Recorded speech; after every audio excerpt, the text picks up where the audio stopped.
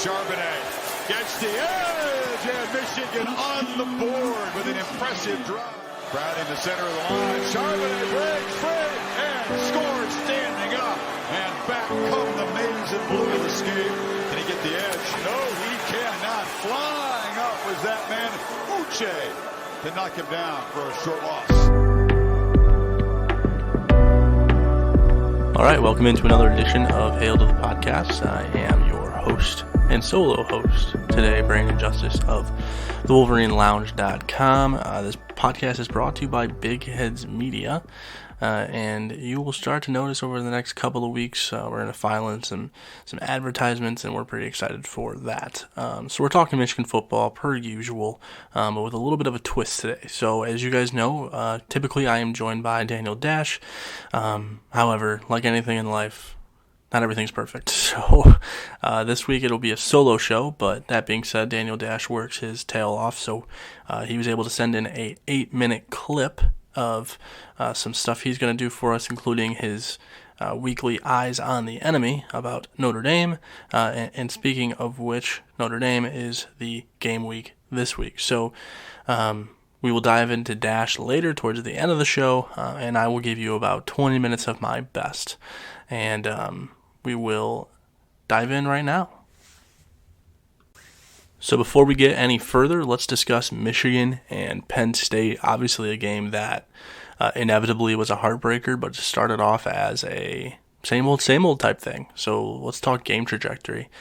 Michigan down 21-0 in the first half, and it was really just a game where fans more or less were throwing their hands in the air like, okay, here we go again type deal. And that was thought to pretty much end the game right there. 21-0, they're getting blanked while getting spanked at the same time with 3 touchdowns already.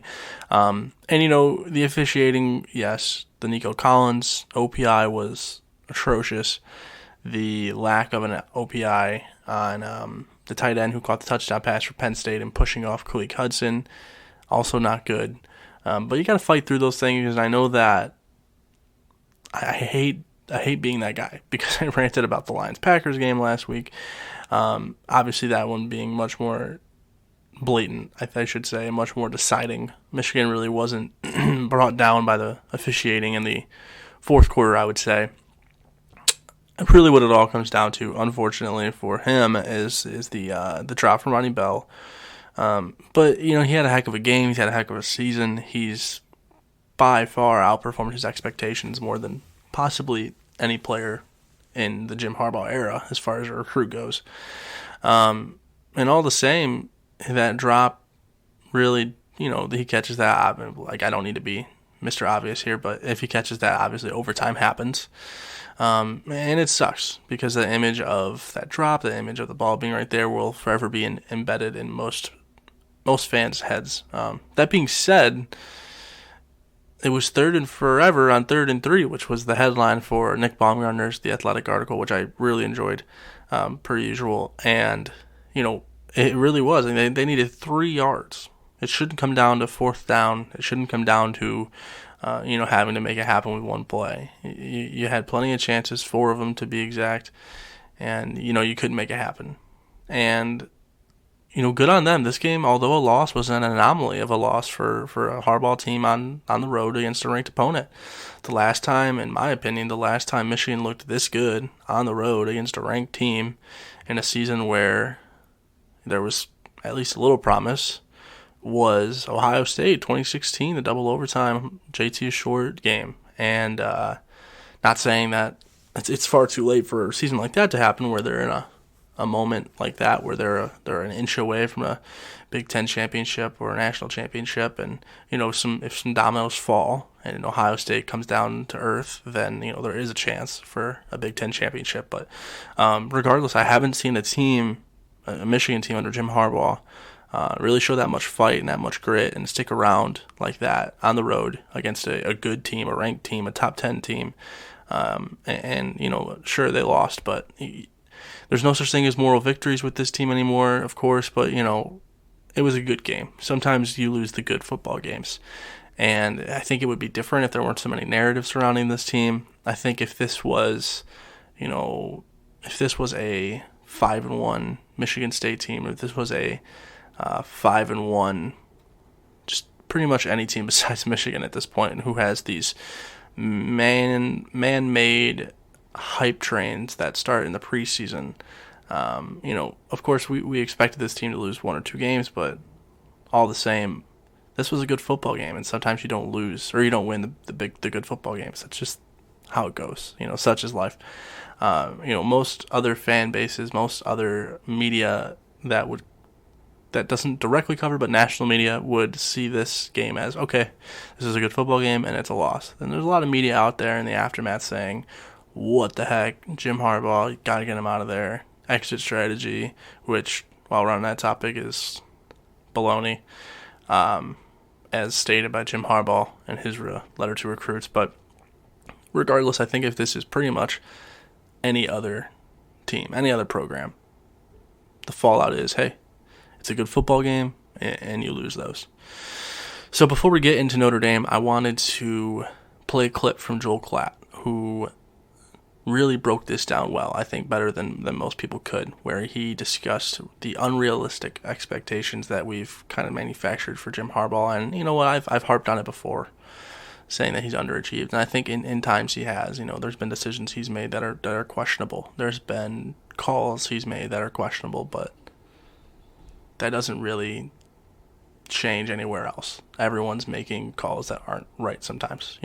Like we just said, none of us are perfect, especially Jim Harbaugh, which is understandable. So let's hear what Joe Klatt had to say, and then move on to Notre Dame. There's rumors out there. Harbaugh, Harbaugh. Inevitable. Right when they lost, by the way, I was like, okay, watch. This is going to be like the NFL. Here we go. Yeah. So here's the thing. Saban loses to Auburn. Suddenly he's in Austin. Remember that? Yep. And Pete Carroll loses a big game. Dolphins are interested. And this happens, right? And so my takeaway is, of course, his name is now out there with the Redskins, with Atlanta.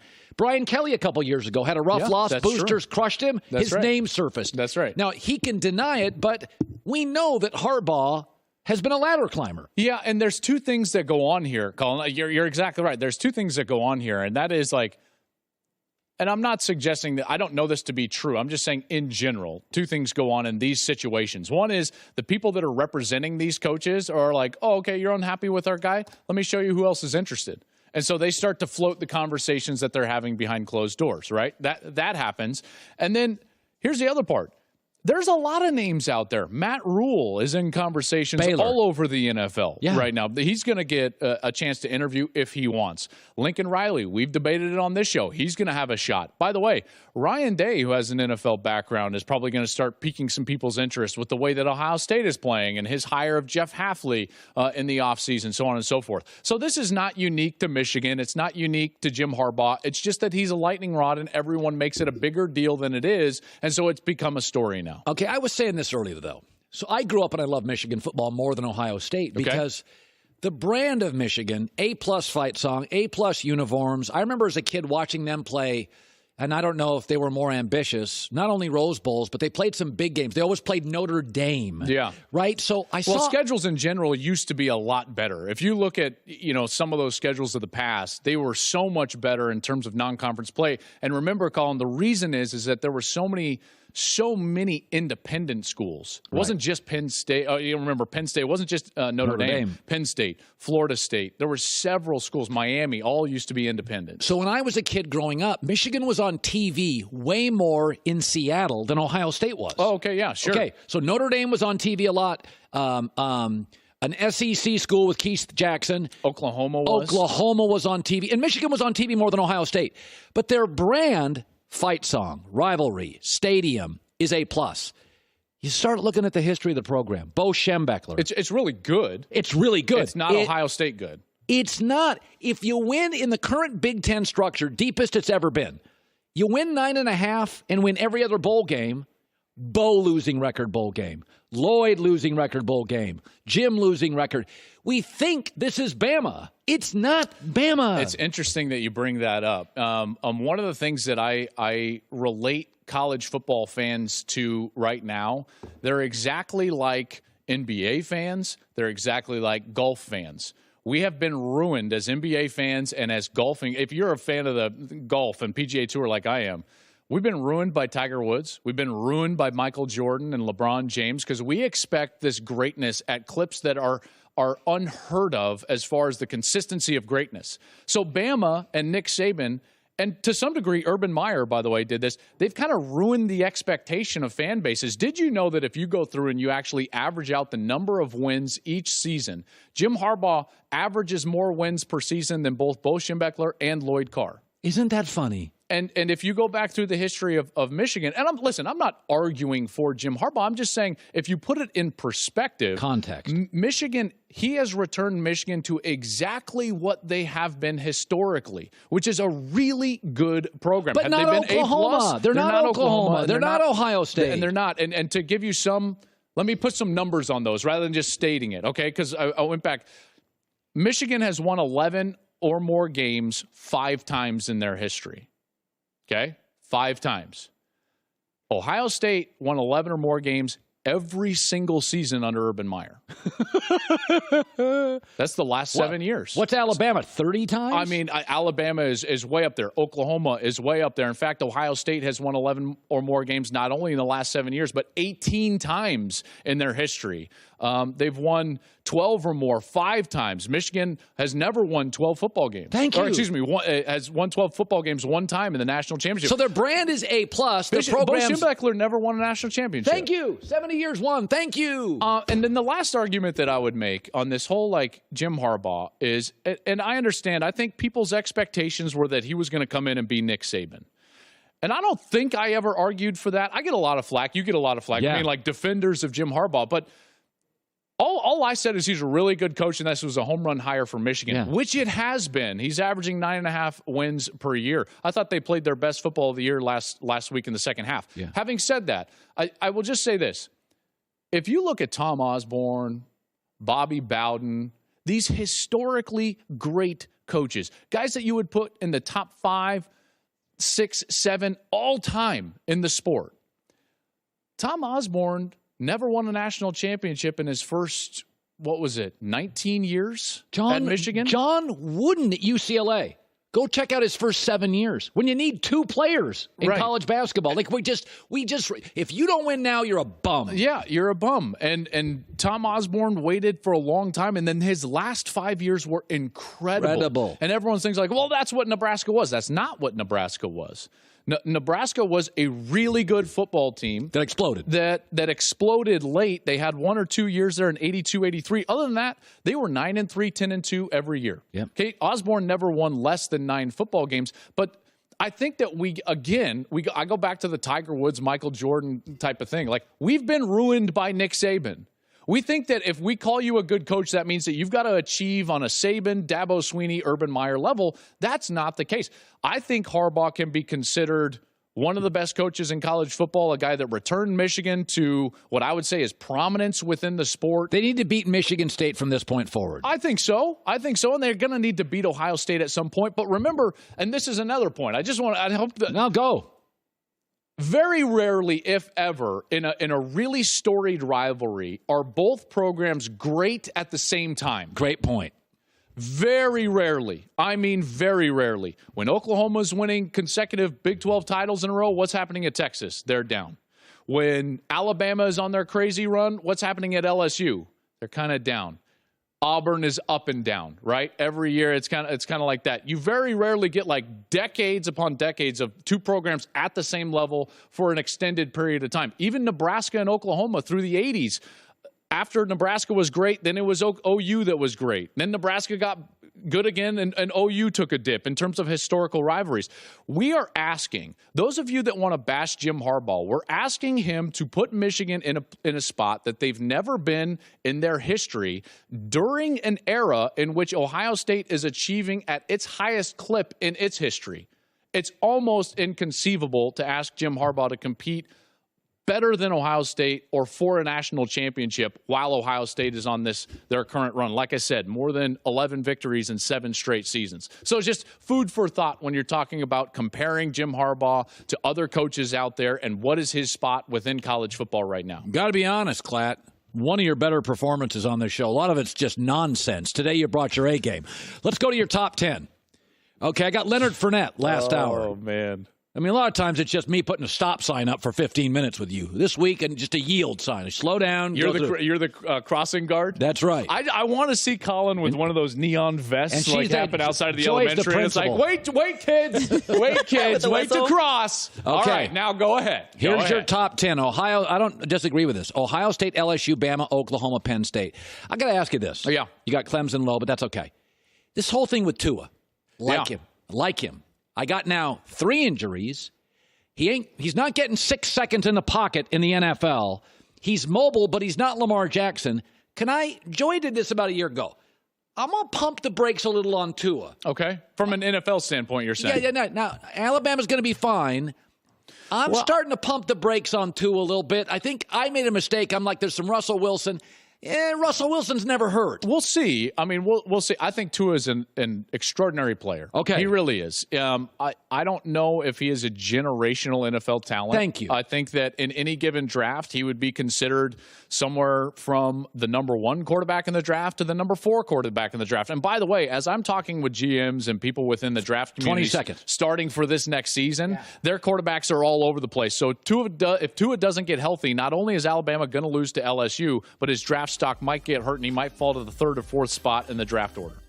All right, so just to reiterate what Klatt said, I mean, I enjoyed what he had to say. I thought it was, for a solo show, you really got to mix it up. If you guys listened to me the entire time, you would want to jump in the Detroit River. So it was something that I felt, if you hadn't heard it yet, you needed to, not only as a Michigan fan, but just as a college football fan. And I enjoyed it. I thought there were some good points in there. I think Klatt is one of few level-headed media personalities in today's landscape where overreacting is the norm and what drives attention to a network. So, good on him. Not just saying this because he praised Harbaugh in a way, or not praised him, but kind of broke it down on him. And so I'm not just saying that because Harbaugh looks, I guess, saves face here in this Joel Klatt discussion. It's just, I thought it was level-headed, and I thought it made sense, and I thought it was worth it for the show with it just being a solo show today, and I know you guys enjoyed it. So we'll move on to Notre Dame. Obviously, this is an enormous game for Michigan to, look, at this point, they're not going to a college football playoff. The Big Ten championship is possible, but it's very much so far away. Like we said, dominoes have to fall. Ohio State has to come back to earth, and right now they are so far into space. It just doesn't look like it's going to happen anytime soon. So, set your sights on winning the games you're not supposed to at this point, and that's Notre Dame and Ohio State. Obviously, Michigan has the toughest schedule the rest of the way, according to ESPN. I believe Clemson was somewhere around 70, so there's some comparisons for you across the country. So Michigan's going to have to, in this game, what you're fighting for right now, it's not just, hey, we're trying to right our ship. Hey, we're trying to prove that even though we have not little, but even though we have less to fight for than we did before, we're still going to fight. And that's going to show not just the fan base something, that's going to show Jim Harbaugh something as their head coach and staff if they can, get up and fight back. And I think it all starts with their motivation from the staff. So Notre Dame ranked 8th, Penn State was 7th. So this game is, it's one after the other for them. It's another gauntlet every year. It's college football, so let's not over-exaggerate that. As far as Notre Dame goes, you're going to get a deep dive on them from Daniel Dash here in a moment, and he's going to give you everything you need to know on the Irish, as well as his predictions and everything else that you could derive from this game and expect from this game and this matchup. The Irish are 5-1. Their only loss comes to Georgia on the road, which at the time looked like a fantastic loss. I mean, fantastic loss. They were a 15-point underdog in that game, despite being so closely ranked. And then Georgia was able to, handle them and beat them by, I believe it was a touchdown. Notre Dame was driving with no time left, and Ian Book couldn't get it done. The offense couldn't get it done against a crazy crowd at Sanford Stadium in Georgia. That being said, Georgia then went on to lose to South Carolina, and South Carolina, for the record, not very good. Might not be bowl eligible. could be a 6-6, 7-5 type team. They played Florida tough again last week, so I wouldn't be surprised if they end up winning 6 or 7 games. But they do have 4 losses on the docket so far this year. So that loss to Georgia does look a little bit less important now. Obviously, it doesn't bode well for them with the college football playoff being an independent team, not having a conference championship. They pretty much got to win out in style to have a shot and hope some other dominoes fall in that top 6. So Notre Dame, we're going to hear a lot about them from Daniel Dash. Here's my take on him. I think Ian Book is a quarterback that could give Michigan some problems. He's got some pretty plus arm strength. He is quick on his feet. I think he's better on his feet than Clifford is, even though the stats might not, emulate that. I do think he's a little bit smarter and finds more open room because Notre Dame does do a lot with the vert game. They do a lot with sending a lot of guys to one side of the field and leaving it open for Book to go to the opposite. The run game hasn't been established yet. Losing Jafar Armstrong early in the season didn't do them any help there either. Like any other Notre Dame team, they have a strong offensive line, and this is going to be a challenge first and foremost for Michigan's defense before it is for Michigan's offense. Just because Ian Book, I think, has potential to play on Sundays. I think he has definitely the skill sets and the intangibles to play on Sundays. His arm strength is just, I think it's far and away what Shea's is. And, while we're on the topic of Shea, I want to credit him for having a great game against Penn State and really going out there and, leaving it all in the field and really showing us that, hey, he wants to be the quarterback for the rest of the season. And even though it might be more logical to go with the backup, Dylan McCaffrey, to, prepare for the future at this point, despite all the criticism, Shea Patterson did go out there in the craziest environment they've ever played in since I've been covering this team. And nearly get a win. So, but back on the topic of Ian Book, I think he's got some plus arm strength. I think he's got good vision across the field, and I think he's going to give Michigan some problems in the man coverage because Chase Claypool, who is about a 6'4", 6'5" receiver, is just a huge man. Think of him kind of like Devin Funchess when he was at Michigan. He's a guy that's going to be targeted a lot, and despite how good Lavert Hill and Ambry Thomas, happen to be, and how good they've been all season. Even Ambry Thomas got beat last week, a guy whose passer rating against was the lowest in the country per PFF before that game. Claypool is a guy who's really going to, I think, be a game breaker in this game. Now, the game breaker against Penn State was KJ Hamler. You put your safeties in man against nearly a 4-2 kind of guy, and that's what's going to happen. That being said, I think that what you're getting in Claypool is obviously a guy who's not as quick by any means. He's not a speed guy. He's simply a size guy. And Michigan typically handles those guys better than they do speed, so I think this will end up as a better matchup than Penn State, not to mention they're at home. But Claypool will still give them problems. And like any other Notre Dame team, their tight end and offensive line are going to blend well together, both in blocking and then in checking and releasing for that tight end and finding open gaps, and then as well as sending him on routes. Now, we remember last year when Michigan played Notre Dame. Notre Dame wasn't afraid to take shots downfield. It's really why they won the game. They came out so hot, and then they were able to kind of ride that wave the rest of the game and ended up winning 24-21. And, that Miles Boykin deep ball, which was in the first quarter, was kind of the game breaker, and it was almost the very first play of the game. So, that's Notre Dame for me. I will send my predictions in. We will hail to the spread after we talk to Daniel, so we'll send it to Dash. And now we break down this Notre Dame team, which comes to Ann Arbor ranked number 8 in the nation, but hasn't really played like it at times this season. Beat Louisville by 18 to kick off the season in the first week of September, lost to Georgia on the road 2 weeks later, went into Athens, played Georgia close, but ultimately came away with that 1 touchdown loss. Rebounded, beat Virginia by only 15, blew out Bowling Green, and then last week, USC pushed them to the brink at home. That's a game that a lot of people thought Notre Dame would trounce USC, and USC obviously playing without their quarterback, and Notre Dame really struggled. So this is a team that I think a lot of people around the country don't see as a legitimate college football playoff threat. Last year they had the undefeated season, reached the playoff, and they were blown out. I think that there's a reason why Michigan began this game favored, or at least when it opened last Sunday. You obviously have Ian Book at quarterback for the Fighting Irish. He's having a great season, completing 63% of his passes for an average of 8 yards an attempt, 14 touchdowns through 6 games, only 2 picks. This offensive line is fantastic. They've only given up 9 sacks through 6 games. As a team, Notre Dame's averaging over 5 yards a carry. That's obviously led by Tony Jones Jr. You're going to be seeing a lot of him on Saturday night. Tony Jones Jr. has over 550 yards rushing on 80 attempts this season. He's taken one for over 40 yards, got 4 touchdowns through 6 games.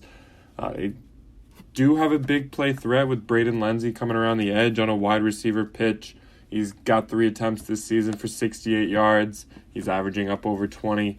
I think that the only other real rotational pieces that you're going to see against Michigan will be Jameer Smith keeping the ball and Ian Book scrambling. So not much to see outside of Tony Jones Jr. in terms of the rushing attack. Out on the edge with the receivers, this team is led by Chase Claypool in receptions. He's got 27 for 394 yards, 4 touchdowns on the year. That leads the team. Him and Ian Book have shown quite the connection. In last year's game, Chase Claypool is a guy who only had 3 catches for 47 yards against Michigan. He did not score a touchdown. That touchdown came from Chris Finke, who is back this year as well. He has 15 catches on the season for 182 yards. Just 1 touchdown this year. I think that a lot of this game will come down to how well Michigan stops Notre Dame's run rather than the pass. This is a team that really only has 2 legitimate wide receivers who can burn you.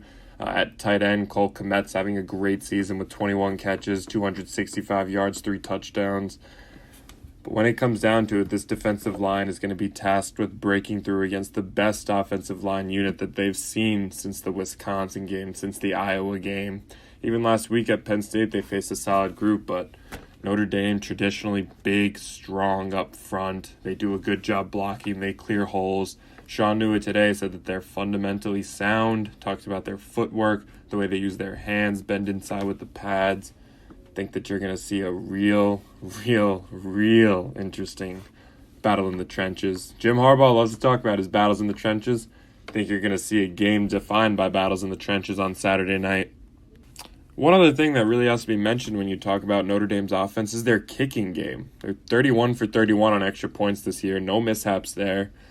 Jonathan Doerer is 6 of 7 on field goal attempts with a long of 52. That is unbelievably impressive for a college kicker. His only miss came in the 40 to 49 range. His only attempt from beyond 50 yards was that 52-yard make. He himself has accounted for 45 points for this team, and I think that if a game comes down to a big field goal in a night game, I mean, this is among the country's best kickers, and he'll be able to handle the atmosphere, unlike Army's kicker when he had a chance to win it in regulation. And I think that it's something that could end up making a real difference in the game. I think overall, looking at this Notre Dame offense, if you're Don Brown, what you want to stop is that run game. Tony Jones Jr., as we said earlier, averaging those 7 yards per carry, 4 touchdowns in 6 games. Ian Book is serviceable, but I'm not sure he has what it takes to be the difference maker and propel Notre Dame to this win. I think that the way Notre Dame's offense moves the ball, the way Notre Dame wins football games, has been for the last few years and will be on Saturday night, a collective offensive effort. It's a unit that does everything well. There's really no weakness. If you want to point to the lack of a third wide receiver emerging, you could say that. But they more than make up for it with a fantastic tight end in Joel Klatt. Tommy Tremble, another tight end, has pitched in 9 catches for 136 yards. I think when it comes down to it, you got to stop Tommy Jones Jr. You got to have a QB spy on Ian Book. 49 rushing attempts through 6 games that's more than a rushing fad. That's a guy who likes to run the ball consistently. Jameer Smith is a guy to look for on 2nd and 3rd down, maybe more as a pass catching back. Tony Jones Jr., only has 6 receptions on the season. When it comes down to it, I think Lavert Hill on Chase Claypool, that's going to be a matchup to watch. And for that, Lavert Hill, my defensive player to watch in this game. I think that the battle between him and Chase Claypool, you could see Ambry Thomas working in on Claypool a bit, maybe Hawkins here and there, Vincent Gray if they go man coverage, or switch to zone coverage at times. But I do think that whoever's on Claypool is going to be tasked with, really, if they stop that connection, putting a big dent in Notre Dame's passing game and making them run the ball. With the way Michigan's defensive line played in the second half against Penn State, I think if you're Don Brown, that's what you want to bait them into doing. If you could get them into these, 2nd and 8s or 3rd and 7s and big, favorable down and distance situations where they have to pass the ball and you know where it's going, that puts you in a much better position to succeed than when you're in Penn State looking at 2nd and 2s and 3rd and 1s where they feel real comfortable taking a shot downfield on you. On the offensive side of the ball for Michigan, my player to watch is Zach Charbonnet. Charbonnet has been a little bit of a question mark recently with the concerns over his knee. He had a fantastic second half against Penn State. I think he was a key to moving the ball. Michigan really got going pretty much right around the time he started checking into the game consistently. Hassan Haskins didn't really get it done. Didn't see much Christian Turner. Not much Drew Wilson. I think that at this point, it has to be Charbonnet's role. He's 6-7 games now, 2 months into his college career. I think now is the time when he takes over. Now is a perfect opportunity at home, Saturday night, under the lights, national stage, Notre Dame, to really make the announcement that he's here for good, that his knee is fine. And I think that if Michigan can really work him into their attack and make him be an effective part of this offense, it's probably the best thing that this unit can have at this point. And now it is prediction time. Saw a lot of really good things out of Michigan in the second half last week against Penn State. The title of my column was Outplayed and Outcoached again until they weren't. I think that they showed a real stark contrast to some pretty bad performances in not just this season but recent years when they flipped a switch in the second half on Saturday night in Happy Valley. But ultimately, Notre Dame is the more complete football team. Notre Dame has shown more potential this season. Notre Dame has shown more promise. They have operated at a high level for longer periods of time. I don't really think that a veteran team like this is going to be fazed by the big house atmosphere. It's going to play a role, but I don't know if it's a difference maker. Is it worth 3 to 4 points in a spread? Probably. Is it worth a major consideration in who I think is going to win? I don't think so. I truly believe that Notre Dame is the better football team, and my final score prediction will be the Irish with 28, Michigan with 24. All right, good stuff from the Dash Man per usual. Before we hop into my predictions, we want to do what we do every week and hail to the spread. We'll do it a little bit quicker this time, considering it's, like we said, a solo show. So this episode, shorter than most, which is unfortunate due to the circumstances that it is a pretty large game against Notre Dame, a rivalry game, a night game under the lights at the big house. For those who don't know, I started a new position this week at my job. I got sort of promoted. I don't know what you want to call it. It's mostly lateral, but it's a different department, and so this week has just been crazy. Tomorrow I have parent-teacher conferences. This is Wednesday, and Thursday we have parent-teacher conferences, and for those who don't know how that works for people who work in the school, it's a long day, despite it being a half day for your kid and mostly an hour or two thing for you yourself. It's about a 13-hour day for us, so long day ahead today. This is being recorded. I thought it was Wednesday. This is where my mind's at. It's actually 6 a.m. on Thursday. So that's what I do. I wake up before school and record our podcast. So let's head to the spread real quick. And let's talk about 3 bets I like a lot this week. I like SMU versus Houston. SMU is favored by 14. And this is a typical game where SMU is riding high after demolishing a pretty decent opponent last week in Temple, where the game went over, and I thought there would be less points, but the game did go over last week, and SMU is just a very high-power offense. They're ranked number 16 in the country. They're 7-0. Despite the schedule, I mean, it's always tough to be 7-0 at any point in the season, and to have 0 losses is always a credit. Shane Buechele has just been, the Texas transfer has just been incredible this year. A guy who could be talked about in like the top 6 as a Heisman, top 5 as a Heisman race. Maybe not invited to New York, given his division, but regardless, a guy who, against a Houston team that's pretty much 75% out in this whole season, one of the first teams I've ever seen, quote-unquote, tank a season by having their seniors redshirt so they can come back and play again. Dana Holgorsen has lost this team, in my opinion. We've seen on Twitter that a player has ranted about why he was pretty much forced to quit and the culture that's going on in there. I just don't like it. It's a home game for Houston on a Thursday at 7:30, so that you're actually listening to this later than it's supposed to be. But just to track down my picks here, I got SMU covering the 14-point spread. And just because it's on a Thursday and you guys are hearing this too late, I'll add in an extra one as well. And then in other news, in another game, we've got Miami and Pitt. Oh, God. pray for the Canes, man. Every year the U is supposed to be back, and every year the U is flipped over and thrown into the water. I think it was, 2 years ago, they were pretty decent, and then they ended up losing their final 2 games. I think it was Pitt who inevitably beat them. Pitt's 5-2. Pitt's having a really solid year under Pat Narduzzi, who could be the next Michigan State head coach for all we know. And then Miami is just struggling. They lost to Georgia Tech, and I have a really good friend of mine who's been my friend for years and years and years, who sent me a note last night saying, look, man, Georgia Tech is pretty much the Rutgers of the ACC, and Miami got blitzed by them, and losing to them in overtime. So the 5.5-point spread is not what I'm looking at for this game. It's the 43-point spread. I like the under here. Pitt's got a phenomenal defense. They don't have that good of an offense. Miami has a pretty solid defense. They have a not good offense at all. This opened at 47.5. It's down to 43. So I will take the 43. I'd probably take it until 40.5 at this point. So give me the under there. In other news, we've got Illinois and Purdue. Many would think, okay, Illinois is off of a Wisconsin upset. You'd have to believe they'd be favored. However, Purdue is favored by 9.5. Purdue 2-5, coming off a pretty great victory against Maryland. However, Illinois is 3-4, coming off the biggest upset in years in the Big Ten, beating the undefeated Wisconsin Badgers. So why is Purdue favored? Well, in this game of college football, hangover games are always there. Purdue is I believe they're getting Rondale Moore back, or Sindelar. I think it's Sindelar. They're getting back the quarterback. And it seems that the bettors are riding with that. It opened at 7.5. It's up to 9.5. This is a game that it's going to be really tough to bet, the point spread, but the line is at 60.5. You heard that right, 60.5. And Illinois, who is typically awful against the run, stuffed Jonathan Taylor last week. I think they lose focus on the pass defense in this game. Purdue just throws and throws and throws, and I think Illinois with Brandon Peters does the same to an abysmal Purdue defense. The line's at 60.5, and I think this is like a 42-38, 42-35 type game. So give me the over in that game as well. So we got an under in Pitt and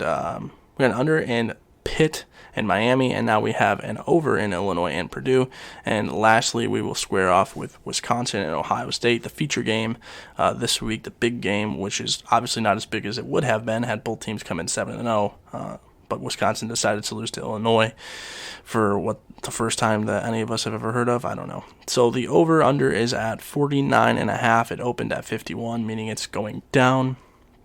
Meanwhile, the spread has stayed stagnant at 14.5. Look, man, I like Wisconsin to compete in this game and to stick around in this game. I think they're going to bounce back after that pretty awful showing at Illinois. Paul Chryst has a way, and this Wisconsin teams, I should say, just in general, Barry Alvarez and all of them, have a way of getting their team to, go week to week and figure it out and, really right ships, right? They don't really pay much attention to last week. They kind of move right on. Now, that being said, I don't think they've ever dealt with an upset that bad. But at 14.5, with no movement all week whatsoever, I'll take Ohio State by 14 in this game, probably 13. This is a game that I think Ohio State's going to pull away in late, maybe late third quarter, early fourth quarter, and win by 10 to 14 points. So at 14.5, it's a tough one, but I'm going to call it a Wisconsin cover. So that is our bets for the week. We've got Pitt and Miami and the under, Purdue and Illinois in the over, Wisconsin and Ohio State. We've got Wisconsin covering the 14.5 point spread. Meanwhile, on Thursday, we've got SMU covering against Houston. All that being said, let's transition into my predictions for the weekend. So, Michigan, Notre Dame. This line opened as a Michigan favorite. It's at 2.5. It's now down to a pick'em, meaning that a lot of people are backing the Irish. 74% of the bets are on Notre Dame. 77% of the money are on Notre Dame. Shout out to Action Network for those numbers. So you can subscribe to their annual subscription using the code EDGE16 for 16% off, or you can get their monthly subscription using EDGE10 for 10% off. Only $9.99, so 10% off will get you down a bit. So Notre Dame, Michigan a pick'em, Notre Dame a pick'em. Obviously, it goes both ways here. Open at 2.5, so people are loving the Irish. This game is interesting. I feel like before the season, everyone was saying, okay, this is the game we're more worried about between Penn State and Notre Dame.